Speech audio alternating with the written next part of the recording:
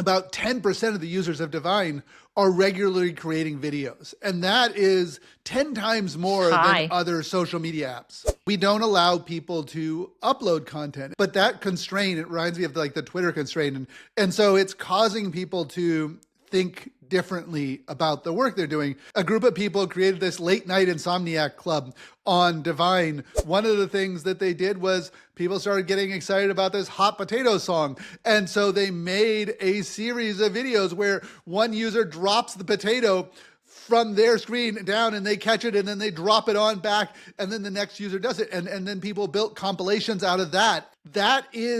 That's the fun that we remember about social media from 2016. That's this this joy. Excitement. It's joy. Hi, Rabble. Hey, Alice. It's been a big week. It's so exciting. We've been waiting for this. Well, it's so funny to think that like 9 months ago, November of 2025, we just threw something out there to see what people would think. And here we are today. So let's recount for people what we have going on. So we have today publicly launched all the way. No more invite codes, no more trading invite codes on Reddit or whatever has been going on. And just as exciting, we have our first big brand collaboration with none other than Taco Bell, which just we couldn't have thought of a more perfect partner than that. So how does it feel? How do you feel? I'm incredibly excited. You know, I put Divine out there being like, hey, let's remember something about the past and bring back this old set of social media content, and let's put a stake in the ground saying that we don't want a social media ecosystem that's run by AI slop. And I expected a few thousand people to be excited about it. And we had this wave of interest, and we had this flood of OG Viners who wanted their accounts back. And what blew me away was that this was something more than an experiment in exploration of internet history. And so we really had to do a lot of work in order to take the app from an idea and a prototype that I could use all the way up to something that is usable by a mainstream audience. And that's what we've been doing this last 9 months. We've been really rewriting the app and setting up the servers and figuring out what our For You algorithm should be, what a humane For You algorithm that centers creators rather than the platform should be, and making that video experience good so that we can provide an AI-free experience. Yeah, and I think, you know, it's really interesting to think about what, in the beginning, what we thought people might show up for, which I think was really the classics. You know, when you tell anyone there's some Vine classics, they're like, oh my God, amazing. And yet, when we look at how people have used the app and what they're doing in the app, yes, they are looking at the classics, but that's not where they're spending most of their time. So why don't you tell us a little bit about, you know, what is actually going on in Divine? That was the thing that's most exciting is, yes, we've restored not the original 100,000 that we thought or 500,000 that we found, but we've got over 2 million of the original classic Vines in there, and people are seeing them. And there's the ones that you remember from 2016, but there's this new set of creators, and we have built something that is sort of more human and less produced. And so what we're seeing is we have about 10% of the users of Divine are regularly creating videos. And that is 10 times more than other social media apps. Yeah, really high. And I think, like, for me, like, you know, I always say, like, Divine isn't a place for like ring lights, hair and makeup. It's a place where you kind of come as you are and show us 6 seconds of whatever is on your mind or whatever is going on that day. And we've had some like really incredible like memes that have appeared. And I something that really sticks with me is like I was talking to, you know, one of the, I think, most talented social media leaders, I think that there is. And he was saying that in the last couple of years, he'd spoken to maybe 1,000 social media leaders across lots of different businesses. And he was just really disappointed by the lack of creativity. And that there's a lot of copycat that goes on, right? The memes that everyone jumps on the McDonald's CEO, every other company kind of replicated that. I think we're seeing so much more originality. Maybe tell us a little about the Late Night Insomniacs Club. What is that?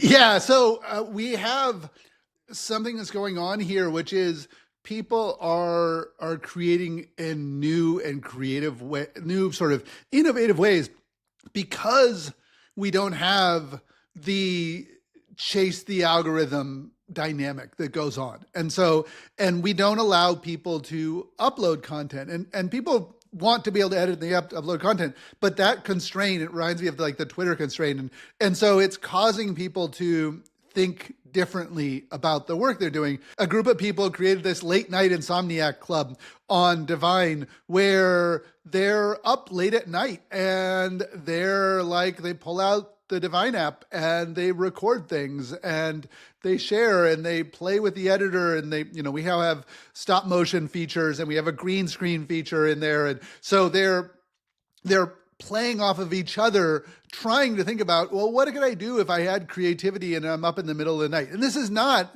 a social media brand campaign. This is right. People being it's community. It's the community. Yeah, it's community and it's play and it's excitement. Mm-hmm. And, one of the things that they did was people started getting excited about this hot potato song. And so they made a series of videos where one user drops the potato from their screen down and they catch it and then they drop it on back and then the next user does it. And then people built compilations out of that. That's the fun that we remember about social media from 2016. That's this this joy. Excitement. It's joy. And it's not cynical. How do I manipulate this? How do I steal someone else's idea? How do I sort of dominate this thing or win this thing? It's how do I play with this thing? I mean, these people have never met each other, but they've built these friendships already. And like you said, they're kind of like, it is like they're bouncing. It's like improv. They kind of bounce a cue to the next person, and it's all done asynchronously, but then it comes together in these like playlists. And you've added a tool where you can run a playlist and just play one video after the other instead of a loop. And so that they found ways to take advantage of all the things that maybe you didn't think through. It's like put it out there and see what happens, right? Yeah, no, it's funny when you build software, you have an idea of how people are going to use it, but you want it to be flexible and open. And right. And what I'm seeing now with Divine is people are making videos, and I'm like, how did you do that? What did you do, and how did you make that work? And because they've recombined the pieces that we've provided. And that's part of the excitement about it being an open protocol and open source and everything else, is that we are not all controlling this. So, there's a question we get asked a lot, which is like monetization, either as a creator, how does a creator monetize? How will we monetize? Obviously, it costs money to run a platform like this. It doesn't cost as much as it used to, but it is, there's money involved. And so do you want to talk a little bit about kind of your point of view from how will will there be a way for creators to make money, or is this just a place to have fun and experiment? So one of the problems with Vine itself was they never addressed the problem of monetization. They never addressed the problem of how do creators make money of this. And at the scale that Divine is right now, there's not a massive audience. Like we're very new, we're coming out of the world. Eventually you get to the point where people want to be able to support their work, and they want to be able to take advantage of it. And so we've done some things already which is, we let you add a payment and donation link. So you can add your Cash App link in there to your profile. And so people have started doing that. At some point, we will look at adding Cashew and Nostr Zap support, so you can do sort of native micropayments. We'll be looking at some sort of subscription arrangement thing for creators, but we don't know what it's going to look like. That's about creators getting a way in which their audience can support them. And I'm a big fan of community and public radio. And community and public radio, you think of as this nonprofit thing, but it's a situation where, yes, you pay and you get a reward, you get the tote bag, you get the sense of participation. There's Patreon and there's Substack, and there's these ways in which creators are doing that. But in Patreon, the creation is off here and then the content is here. And so we're trying to figure out how do we combine that a way that is in an open ecosystem where we don't control that relationship, where creators can do that. And then we look at a bigger picture, which is like, it's not just creators and fans, but the reality is that brands exist. We exist in this economic system. And so we're looking at how do we support creators connecting to brands? And we don't know how it's all going to work. 9 months ago, I launched this saying, oh, you know what? We're going to do a deal with Taco Bell. Like, that was the farthest thing from my mind. But now we have this situation where it's just like, well, how do we connect people? How do we democratize this space where small creators can connect with brands and have it in a cooperative way where there's not an exploitive relationship going on there? And so that's one of the things we're going to figure out and we're going to explore is like, what is this? Is there a marketplace? Is there a connection? Is there a way of doing it? And how do we make sure that the incentives are aligned? And that's the biggest problem. You know, the reason I do this podcast where I've talked to everybody about the history of social media and the reason that I built Divine, the reason that I set up and other stuff as a nonprofit, the reason I've worked on social media protocols, all of that is saying we need to design a system that is with a set of incentives that are aligned across the ecosystem. And so the incentives for us, the software makers, the incentive for people who run servers, the incentive for creators, the incentives for users, the incentives for brands, all of these things need to be aligned, because if we don't align them and get the values set up and the economic system set up in the right way, then it distorts. And you get systems like Instagram where every few videos I watch on Instagram are an ad.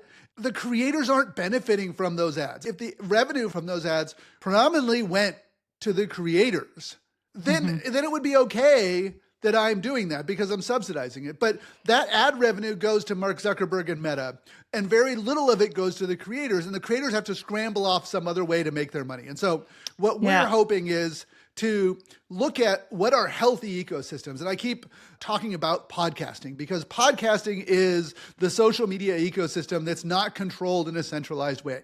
It's the one that stayed an open. It stayed a protocol. And when you're a podcaster, you choose your podcast host. And if you run ads, you choose who your ad provider is and who does the inserts of the ads. And you choose how you're going to do analytics. And there are all these different companies that compete to provide these services. And it's very easy if you're a podcaster to do a paid version of the podcast. And that's a relationship between the user and the podcaster, and the podcast app doesn't control that relationship. And so what we are looking at with Divine is saying, how do we take that knowledge, that idea of a system that works, which is podcasting, of open social media that is sustainable, and apply it to video and apply it to short form video. And so we don't have all the answers, but we do know where we're going. And I think it's important to say too, I mean, like that's just one way of doing it, that it will be a very diversified model, right? It'll be a diversified model for a creator. So if you're a musician and what you're trying to do is sell tickets to a gig, guess what? You can put a link in your post. What a phenomena. I mean, I just still can't believe to this day that Instagram doesn't allow a link in a post. I mean, it's crazy. We're not trying to wall everyone off and say, don't go anywhere else. Of course, people want to go to other places. The most amazing thing that happened was a group of hackers looked at Divine and they looked at the original Vine app. And they said, I like Divine, I like the videos, I liked everything else, but I want to use the original Vine app. And so they have jailbroken their phones and they have built open source software that lets the original Vine app on those old iPhones and old Android phones work with Divine. They have the original camera thing, they have the original follow relationships, all the icons, everything. It's the identical original experience that got shut down in 2017. And the reason they can do that is because it's an open source platform, because it's an open source protocol. And so you can make a version of the Divine app that's all purple, or you can make a version of the Divine app that never shows English language content, or you can make a version of the Divine app that was only AI content if you want. You'd have to go to different servers, but that's what you could do in terms of having an open ecosystem, having open source, having the ability to sort of collaborate in a different way. I think for a moment, let's talk about Taco Bell for a moment and what we're doing with them and why we're so excited about that partnership. And it's such a zeitgeist kind of beloved brand with rabid fans, which I think is kind of quickly emerging how Divine is too. It's a little weird and wonderful. It's a little unexpected. People take great passion in being a supporter.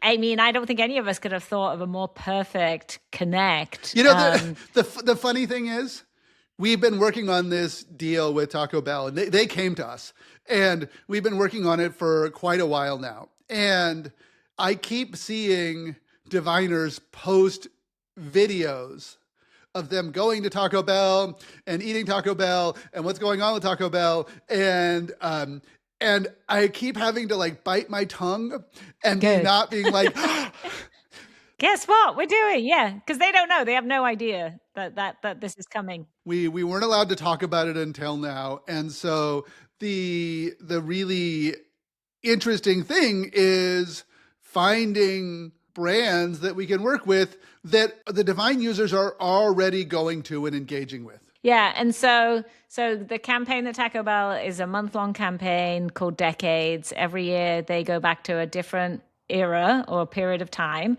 And this year they chose to do the 2016 is the new, 2026 is the new 2016. And then they were like, oh my God, like Divine is here and like we can actually go to town with this. And so there's TV advertising that is you're going to see across your streaming services and on TV. There's going to be a big social campaign, or there is a big social campaign. It's starting today in their restaurants. There will be 4 beloved, iconic food items, I believe, from 10 years ago. So you can go check those out. And we're really excited to kind of welcome lots and lots of new users into the app today as well, because we have no more codes and we'll get the benefit of all this amazing publicity. There was something special about 2016, and there's something special about being able to eat the food that you ate then, see the social media that you watched then.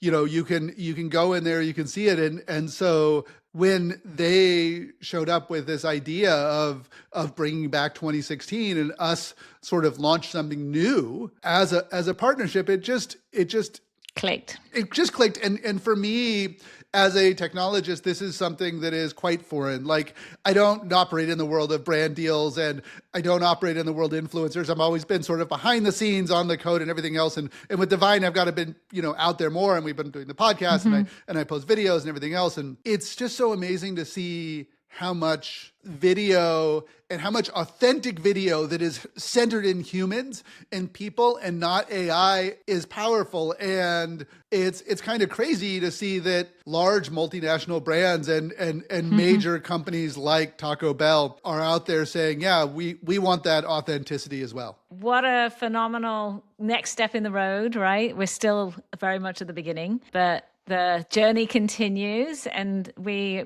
really are so excited to see our original diviners like have flourished and to see those communities really expand over the coming months. Absolutely. And I encourage people to join the app, sign up, create stuff, just see what happens, turn the camera on, play with it. And it just is not that hard to make 6 seconds and put it together. And then also talk to people, follow people, join our Discord server and talk to us. Reach out. And if you're a developer, go onto GitHub and contribute code. Like, this is not like a traditional company. What Jack said was, we're building Divine as a reset for the mistakes we made in social media. And we have learned a lot. I think that that's part of why looking back at 2016 and saying, hey, what if we took a different fork in the road? And that's what we're doing with Divine. And I just say for the listeners, when you say Jack, you mean Jack Dorsey, who was running Twitter at the time that Vine was acquired. Okay, well, a very exciting time to celebrate, and we'll see you all in Divine. Rabble is at Rabble in Divine. I am at Alice in Divine. We have at Divine HQ if you want to follow our news. So we'll see you in there.